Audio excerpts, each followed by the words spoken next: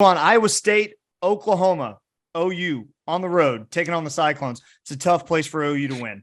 They've had a tough time there in recent years, but they're coming off a win against Kansas and a bye week. Hopefully they're ready to go against Iowa State. Iowa State 3-4, 0-4 in conference play. They haven't won a game in the Big 12 conference play yet. That's kind of shocking to me.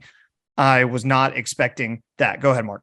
We just won our first against Kansas. I know. Right. Yeah, I know. And they have lost those 4 games by a total of 14 points. Total. So they've all been close. They've all been close. But those 4 losses, they lost to Baylor by 7, Kansas by 3, Kansas State by 1 in a 10-9 game. Jeez. And then 3 to Texas, 24-21. So what do we see from the OU offense against the Iowa State defense? I think their defense is pretty stout. I don't have the rankings in front of me, but I know that they allow 289 yards a game, 184 yards through the air, 105 on the ground. So they're a pretty stout defensive side. Number 1 rushing defense in the Big 12. So I think their defense is actually pretty good. No stars, like star athletes, but they're a type of team that just like all of their players know how to play the position and they play as a team. And Iowa State historically has like been like that the past few years with Campbell as coach. Just pretty consistent on the defensive side of the ball. And especially when you play in Ames, I mean, even if you look at the scores, they held Kansas State to 10. They held, Texas to 24, which 14 we to gave Kansas. 49, 14 to Kansas. I mean, like their defense is pretty solid. So I am interested to see how our Dylan does against them. I'm interested to see if he can recreate what he did against Kansas, or if we are going to venture back into the dark days. This is Kansas. This is the matchup of the game for me. So OU has to score points to win this game, and if they score less than 30, they don't got a shot. So I think if they score less than 40, honestly, they don't have a shot.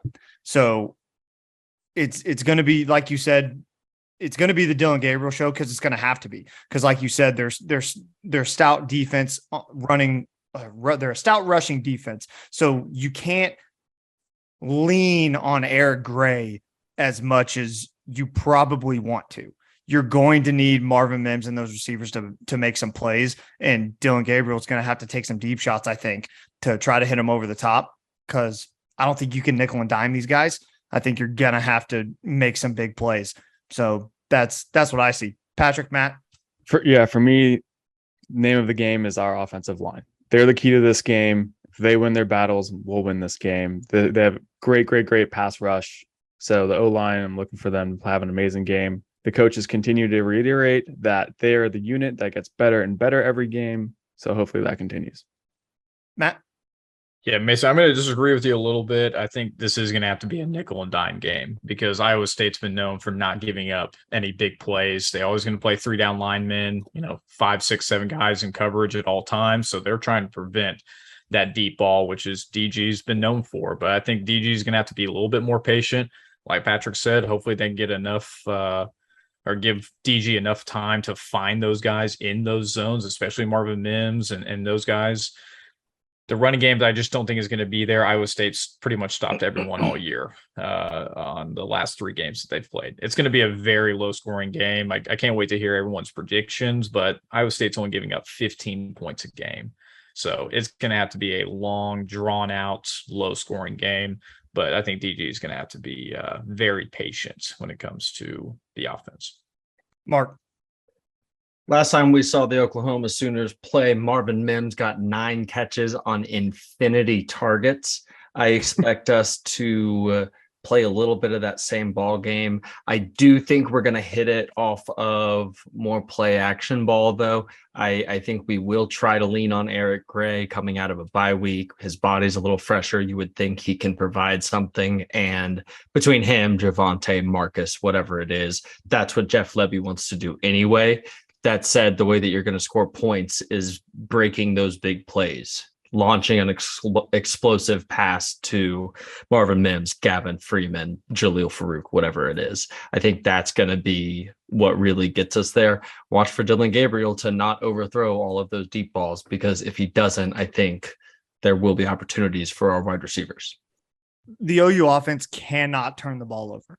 They cannot afford to turn the ball over. They just can't, because if you're going to give Iowa State an extra possession to do something, that just hurts you down the line. I don't think Iowa State's offense, and this is how I guess we can transition to Iowa State's offense against OU's defense, but I just don't think Iowa State's offense can get going that much for you to give them an extra chance to get going with a turnover. You have to be clean on the offensive side of the ball, because Iowa State, 22.9 points per game they're averaging. That's low in Big 12 standards, especially this season.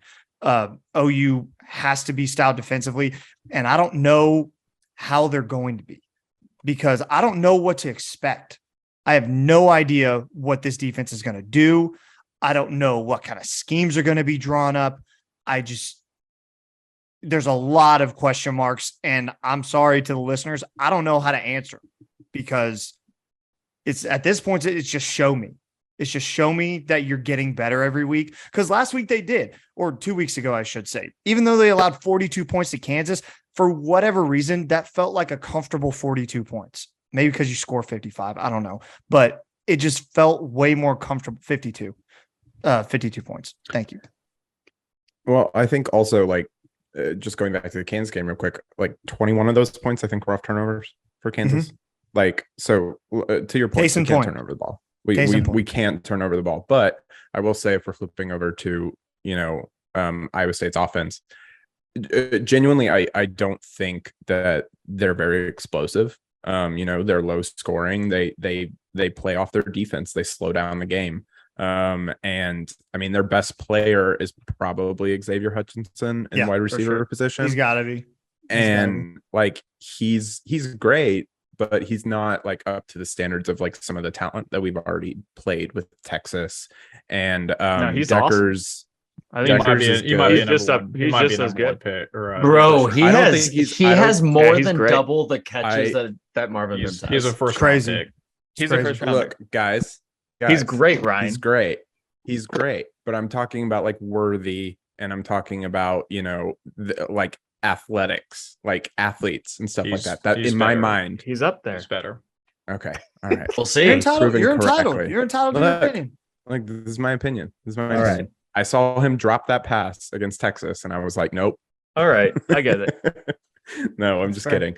I think yes, he is their best player. But I don't know who else they have. Like they don't have anyone as nearly as explosive. I think Deckers is a good quarterback, and he can be a mobile quarterback, but he's not as good as Duggan that we've played. He's thrown a lot of picks. He's thrown 7 picks in 7 games. That's not diluting your point. I'm just adding on to yours. It's kind of shocking. He's thrown 7 picks in 7 games. Mark, go ahead. Yeah, I mean, I don't know what to expect. I thought you were about to jump in. My bad. No, I wasn't. But that's okay. I don't know what to expect from the defense. Kind of like you said, I think we've seen different things at different times from the team. 3 games we'll run 3 down linemen. The next 4 will run 4 down linemen. We're switching it up, some partially because there's injuries all over the place on the defense. I would love to get Billy Bowman back, but Brent Venables this week did not sound like that was likely. In his stead, I would love to see Robert Spears-Jennings really get some run. We've seen him into the game. We've seen him make some plays. Why not, right? Put him in there. See what he can do. Ames and Thomas, JK7. Let's get some of these guys some playing time, because no joke. They gotta they got to build towards something. And this could be the start of building towards a great run at the end of the season. Matt. I am very optimistic that the bye week has solved all of our defensive problems, and we are going to have it all figured out. And no one's going to run around like a chicken with their head cut off. But in all seriousness, we've given up over 40 points the last 4 games. Everyone else is keeping them around 24, 25 points. I hope our defense keeps them under 30. I think if you keep them under 30, you win the game. And I For think sure. you win comfortably if you do that. That's what I think. Matt. Battle of the left-handed quarterbacks. Like, when was the last time we saw 2 quarterbacks, both left-handed, playing? I hope you have the answer to that. Yeah, I wish do you? I did. Man, I wish I did. But I can't let you take that away from me, Patrick. Anyways, going to be great. First round draft pick is Xavier Hutchinson. I mean, this guy's 6'3", 205. Got speed, got hands. He's got to be the one guy we're going to stop. I'm not sure if we have a quarterback or safety, unless maybe Billy Bowman's going to track him all game. But he is just electric. Billy's not playing. Perfect. Well, No even way. better for our defense covering. They're gonna have to double him because he's the only guy. I mean, Look. he's got double the catches of Marvin Mims, 67 catches, 758, and 5 tutties. So he's the guy that we're gonna have to He has stop. 5 touchdowns. I want to touch on this because I will not stop this train. He doesn't have a single touchdown against a Big 12 team this year. All his touchdowns are coming from the first 3 games. I know he's great. I understand he's great. Pretty Does interesting. Marvin Mims have a Big 12 touchdown? Hold on. Let's go through Yeah, them. didn't he get one against He's Kansas? got, last like, Yeah, I 8. thought he got No, a he catch. didn't. He's got a few. He did not get one against Kansas. I've got that game up now. Okay. I'm just saying, I Look, don't know. Look, I'm saying he's good. I'm sorry to interrupt again. I'm sorry. Go I will ahead, die Gan. on this hill. You mean you're saying he's bad? I'm saying he's good. I'm just saying he's not like This is Yeah, a everyone's fraud like- watch from Ryan Tyson. this is a fraud. watch. He's So- probably gonna have like Fraud 3 watch. touchdowns against us, and everyone's gonna Yeah. like throw tomatoes at me. Yeah, next pod. Yeah, let's get back to the game. Listen, this isn't the Iowa State of old. They don't have Brees Hall. They don't have Brock Purdy. It's Deckers and it's Xavier Hutchinson. They're averaging only 100 yards on the ground, which I think will probably change against OU's horrible Big 12 defense. Yep. So if we can stop the run, if we can limit Xavier Hutchinson's on the big explosive plays, like Mason talked about, Deckers is known for turning over the ball. We've got to take advantage. We've got to create some turnovers on defense to give more opportunities for offense because, again, this is going to be a low-scoring game, and we got to see who can take advantage of those opportunities. It'll be interesting to see after the bye week what adjustments we've made. All right, boys, let's combine our what we want to see with your prediction at the end of what you want to see. Okay. So we'll talk about what you want to see from this game and comment down below while you're watching with us. Let us know what you want to see from this game, what you make of the offense versus defense on both sides of the ball for both of these teams. But I'll go ahead and get started. I got to see pressure. If I see Deckers just sit back there with nobody in his face all night, like Billy Bean did or not Billy Bean, but freaking whatever his name is. Jason Bean. Jason Bean. Yeah. If OU does the same thing that they did in the Kansas game and just let him sit back there all game, I'm going to go crazy. Dial up some blitzes, get back there and make him decide where to throw the ball in a hurry. Don't let him sit back there and go through his reads. Make him get out of the pocket. Make him decide what he's got to do on the run on the fly. That's the way that you get this defense back to playing more comfortable ball, because when you don't have to rely on thinking of all these things, all you got to do is worry about go getting the quarterback. It makes the game a whole lot easier, a whole lot faster in my eyes. I think the defense plays a lot better when they play faster for whatever reason. I just think they do. So with that, I think I want OU to win, but I just, man, I think it's Iowa State 38-35. Boo. All I right. think they're going to score that many points. It's- I'm so glad you're realistic here. These week to week are so These- fun. Because remember when like- me and Patrick said we're losing to Texas, Yeah. and y'all lost your minds. Well, because it was the I just Texas game. booed. You can't be down in the dumps with that game. You got to be ready to fire up. I'm being more realistic now. All right. I'm going to go the other way then, because I wrote down this number, so I'm not making this up. I really do think that the bye week could have allowed our defense to figure it out. And our offense looked incredible last game, in my opinion. We were very dynamic. Jeff Lebby showed who Jeff Lebby is. He's had a rest. Dylan's had a rest. I think we win 34-20. That's actually reasonable, Patrick. That's- Your yeah. most reasonable. pick Okay. so far. Yeah. All right. Go ahead, Ryan. I think we're gonna come away with a victory here. I think I don't think their offense is as explosive. I don't know how our defense is gonna play. My biggest worry about this game is, if we are able to cover a mobile quarterback. And he's not as mobile as what we've seen, but again, any kind of mobility in a quarterback has sometimes throttled our defense. So I am gonna go with OU 24, Iowa State 14. Y'all are all right. Mark, what do you got? I hit on this with the defense. I want to see some of the talented young players that we know are waiting in the wings. Feed me R. Mason Thomas, JK7, Robert Fears Jennings. Hell, Kip Lewis looks good against Texas. If we get late in the game, throw him in. I don't care. I mean, in the right circumstances, right? But let Gavin Freeman play. Continue to feed Javonte Barnes. Daniel Parker hasn't shown us that much. Show me a freshman tight end. Let's see what these guys have a little bit. See if anyone can be a key cog in the stretch run here. All of that said, sort of crossing my fingers, score prediction 31-21 Oklahoma. Bang. Go ahead, Matt. Bang. Mark, great prediction, my friend. Thanks, Great King. thing. I love to see it. The My rivalry's number dead. one, my Every number week. one thing. I just talked about it just a minute ago. It's whoever wins the turnover battle is going to win this football game. I think all game long, it's going to be the battle of field position. Defenses are going to get multiple stops on both ends.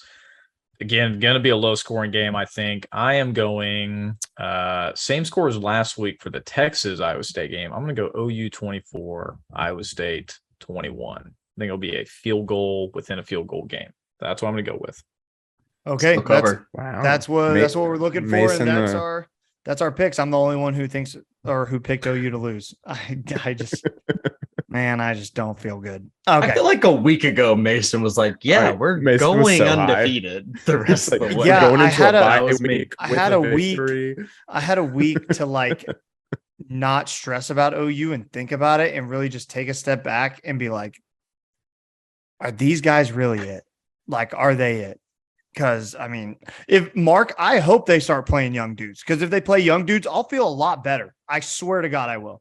I will think so much more differently about this team if young guys start playing. But the dudes who are in there now, and I've seen what they are, and they ain't good.